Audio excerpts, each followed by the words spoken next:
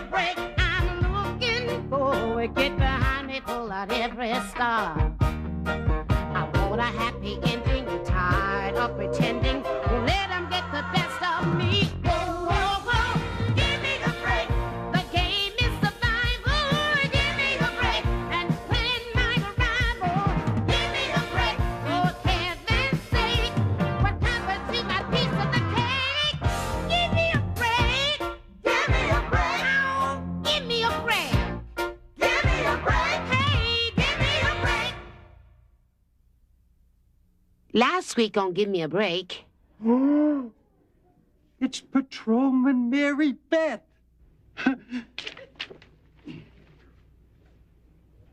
I can't believe it. It is Mary Beth. Oh, come now. One of your own police women poses naked in a magazine, and you don't know anything about it? Yeah, you're my kind of cop there, Mary Beth. Hey, Mary Beth, let's you and me commit a moving violation. Since you're so fond of taking off your clothes, turning your uniform, you're fired. Fired? You heard what I said. You're fired. I'm going to go to the Civil Review Board.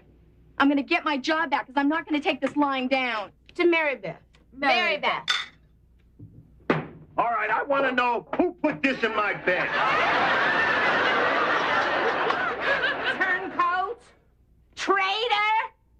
Sexist pig. It's for you, Chief.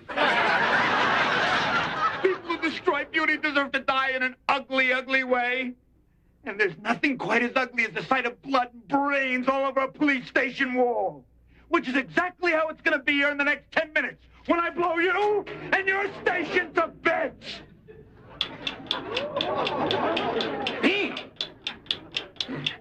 I left my pencil back in the newsroom. I'll be right back. Nobody moves or I blow us all sky high right now! And now, the exciting conclusion of the Centerfold on Give Me a Break. Take it easy, pal. I'm not your pal. And at exactly 2:30 p.m., I'm going to blow this place so high it's going to rain cops for a week. Which means you all got exactly 10 minutes to say your prayers. Hey, no, your clock is slow. It's already 23 minutes after 2.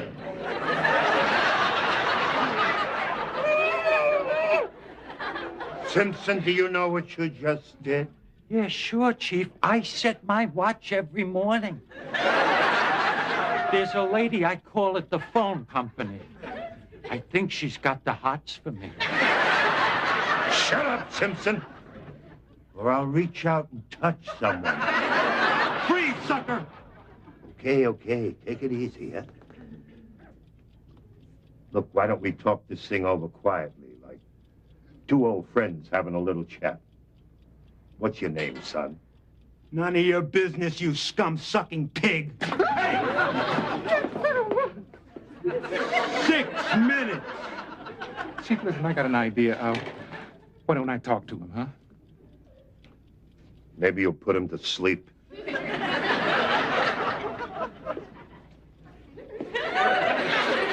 Hi there. Hamilton Storm, Channel 6 News. Perhaps you've seen me on TV.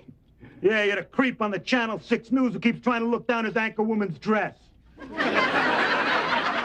Right. Listen, fella, a thought occurred to me, and I thought I'd like to share it with you. Well, keep talking, no talent. No! Ray, no talent. Listen, I thought we could make a deal. Sit down. What kind of deal? Why don't we do an interview on TV together? So like Mike Wallace on 60 Minutes. You'll ask the questions while I look like I've got acid indigestion.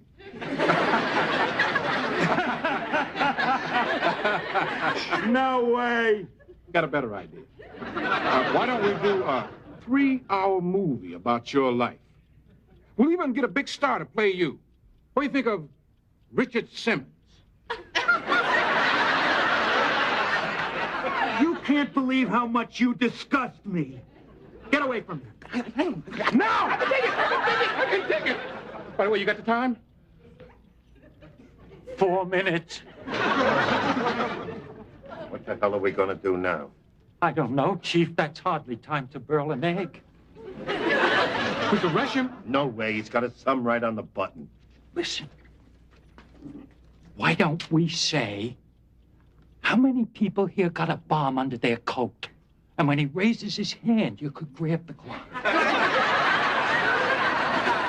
Simpson, I believe a piece of the rock fell on your head. Wait a minute. Why don't we let him talk to his mother? That always works. Well, that's a great idea, Chief. Fellow, you'd like to talk to your mother? Nah. She get mad at me. I stole her clock. You, come here. Me? You.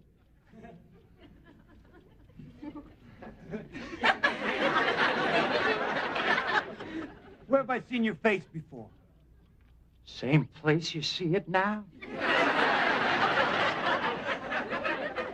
No, dummy. I mean, you look familiar. Oh. You look a little familiar, too.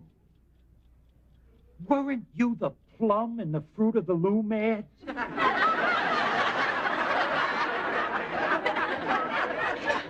No. I don't even wear underwear.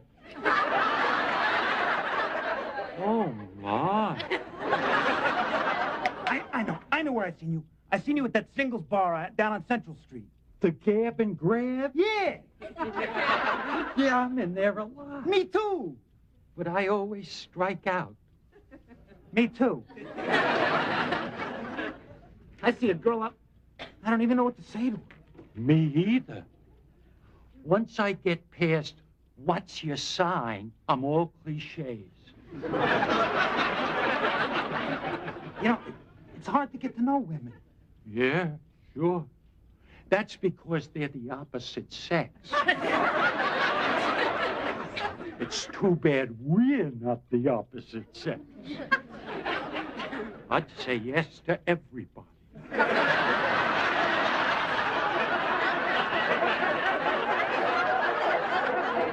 Like, there's this one girl I am crazy about.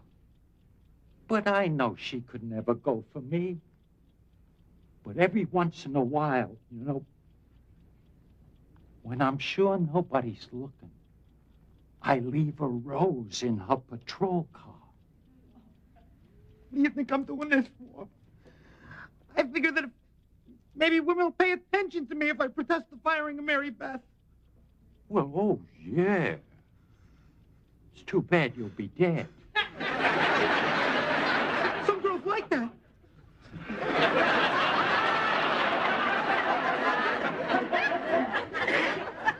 You know, it's kind of a shame you and I didn't meet before. We could have gone to the Gab and Grab and struck out together. At least we would have had somebody to talk to. Well, we still could. I mean, you probably gotta do some time for this. Calling the chief a scum-sucking pig is a serious offense. But after you get out, you know. You mean it? Sure. I know what it's like to be lonesome. But you gotta give up this blow everybody up business. I don't know. Well, you better make up your mind. There's only 7 seconds left. I don't want to die when I made a new friend. Here, you take it. Alfred! Go get the ball What did you say your name was? Ralph Simpson. Come on. I'm Arnold. I'm Arnold Morrison. I'll see you when I get out, okay? Get him out. Get him out! Simpson! Congratulations. Oh, you took a big chance. You know, Chief, my whole life flashed in front of my eyes. That's when I knew I had nothing to lose.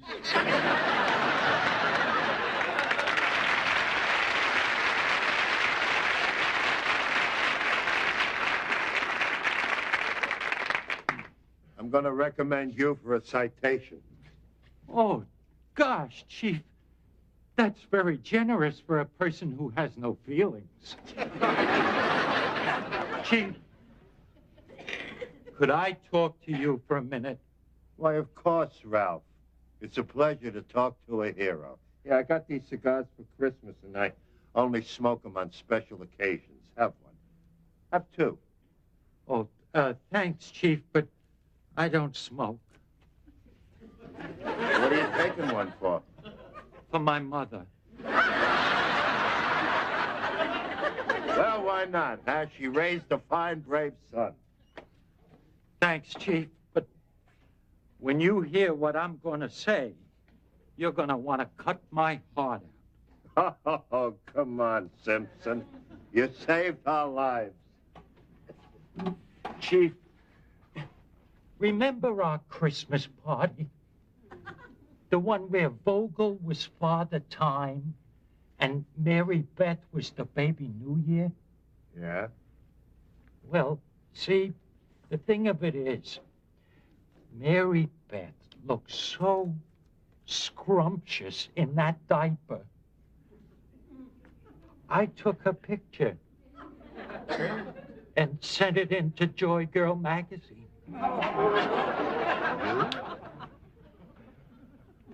You were the one?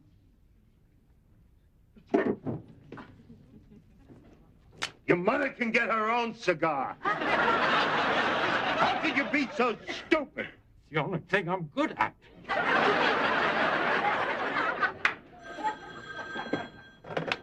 Officer Simpson, what do you want? Oh, yeah, well, I'm very sorry. I didn't know it was you, your mayorship. Yeah, Chief, it's the mayor. Yes, Your Honor. Well, I'm pretty busy. Yes, I'll be right over.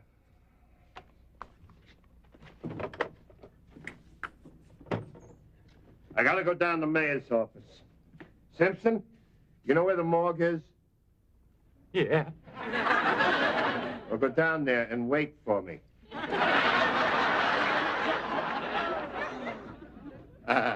All right, thanks. You wanted to see me, Your Honor? Yes, Carl, come in, dear boy. Sit down, relax. Thank you. You must be all shook up after that bomb scare this afternoon. Oh, I'm fine, Your Honor. Well, I'm not. I guess I must be too emotional, but I keep thinking of the station in rubble and policemen blown to bits and mangled meter maids. Our budget would have been shot to hell. Well, your concern is very touching, Your Honor. Well, Carl, you know the election is only 1 week away. Now you just have to pucker up and start kissing babies. Well, the polls show that I'm in the lead. And I don't want to be shot down at the last minute by some dim bulb making a lame brain mistake. Now, what's that got to do with me, Your Honor? You're the dim bulb. Tomorrow at 4 o'clock, that floozy you fired is going to appear before the Civil Service Review Board. And if that bimbo gets her job back, you're going to look like a damn fool. I can't do anything about that, Your Honor. Oh, yes, you can. I've scheduled a press conference for tomorrow at 10 o'clock. You're going to tell everybody it was all just a little misunderstanding and give that chippy her job back. I can't do that, Your Honor. What she did was wrong. You want to deal with right and wrong. Become a priest. My religion is getting elected. And if I lose this election, I'm going to lose my limousine, my chauffeur, and my big fancy office. And if that happens, I'm going to lose you. So be it. I'm a good cop. I can get another job. As what, a bag lady? Carl, will you wake up and smell the coffee? This election is like the Super Bowl to me, Carl, and I'm that far away from scoring the winning touchdown. You should be out there blocking your butt off for me, and you're on the sidelines firing a cheerleader? I had to fire her. She was waving her pom-poms in front of the whole stadium. Carl, I think you've been playing too long without a helmet. Now, you hear this. You hire that girl back. Well, you're not going to be in the game. You're going to be outside the stadium hitchhiking to the unemployment office.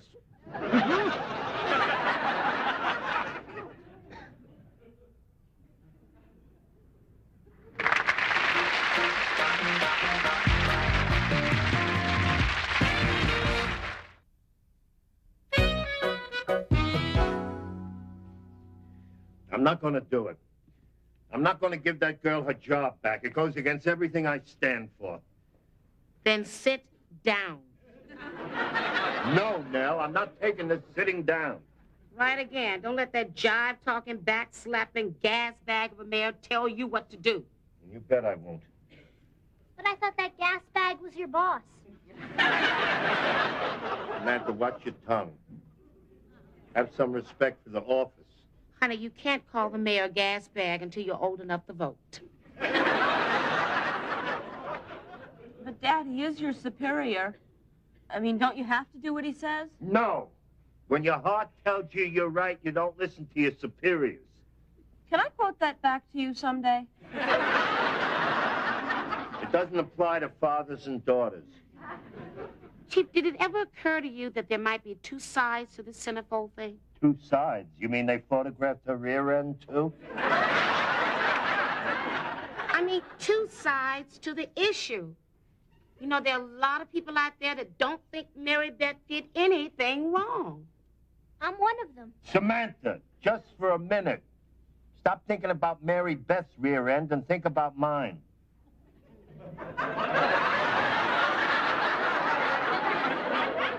Do I really have to?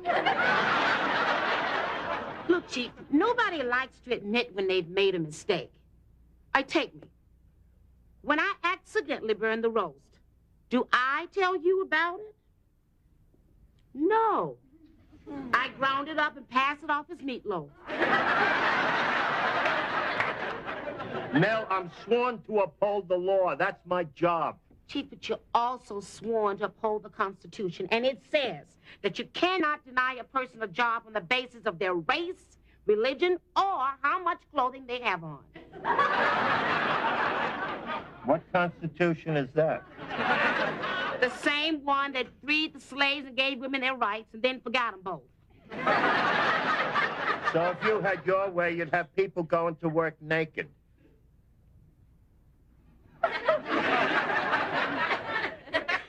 Sure would liven up the coffee break. Yeah, and everyone would know everyone else's business. You keep out of this. I did what I had to do. What if you were wrong? Look, somebody had to make a decision, and I had the courage to do it. Even Mother Nature makes mistakes. That's why the elephant has to eat with his nose.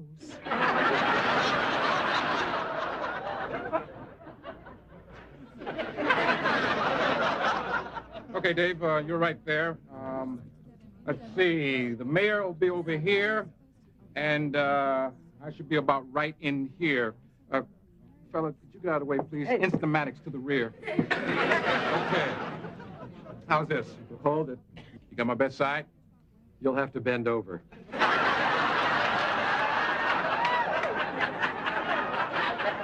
On the air. Hi there. Hamilton Storm. Good morning, everybody. We're coming to you live from the mayor's office, where we're awaiting a statement from Chief Carl Koniski concerning the future of Mary Beth Sinclair, also known as Page 32. I think I hear the chief coming now. Hold it.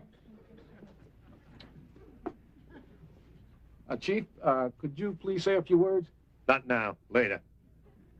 Well, there you have it, ladies and gentlemen. A few words from the chief. Excuse me, can I have a word with you over here? Now, some of the boys on my staff prepared this statement for you. We think it'll please everybody, and it touches all the bases. I don't like anyone touching my bases, Your Honor. I'm standing here now with someone who can give us a different slant on this story. This is Nell Hopper, one of the chief's closest friends. Nell, how has the chief been holding up under all this pressure? Are we on TV? Yes, we are. We're on. We're on now. All those people looking in now. Yes, they are. You don't have to be embarrassed. Oh, I'm not. You should be. The diamond in your tooth just fell out.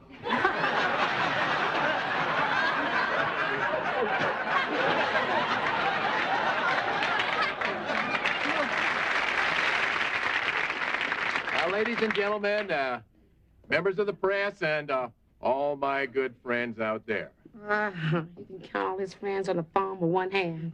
Now, I know the election is only a week away, and I should be out there speaking out on the issues.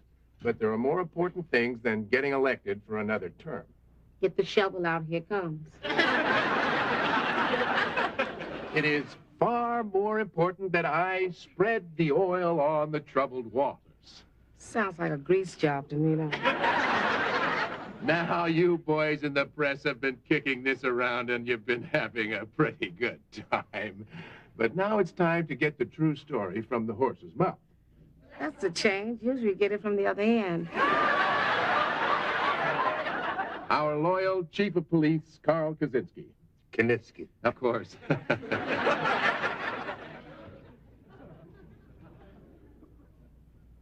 3 days ago, I fired one of my police officers for what I believed was an inexcusable moral offense. I thought her actions were in poor taste and did a lot of harm to the dignity of the department. Well, maybe I was wrong. I'm not saying I was wrong, just maybe. But in this country, you don't convict someone on a maybe. Mary Beth, I apologize. And I welcome you back to the Glen Lawn Police Department. And I make you this promise. I will never again interfere with your right to make a fool of yourself on your own time. Thank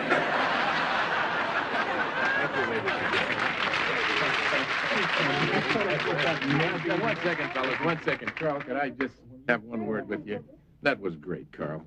You know, you're a stubborn mule, but I knew you'd come around to my way of thinking. Now, you got it wrong, Mr. Mayor. I didn't do that for you. I don't do things like that so you can get elected. Well, it's too bad. I guess that's why I'm a mayor, and you'll always be an employee. But right now, there are 2 things that make me feel terrific. Uh-huh. One is my family. And what's the other one, Carl? That I'm not voting for you.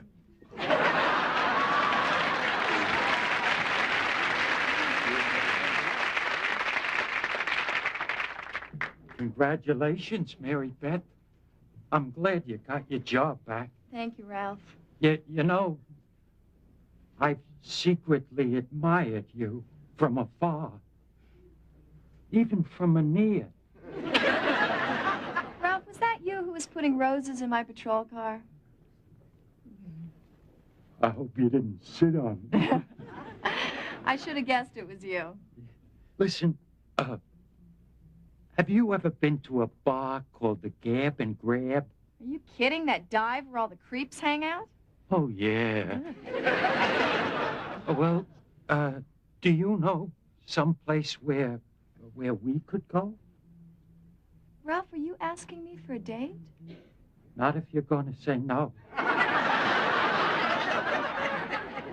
Pick me up at 7 o'clock. Yeah.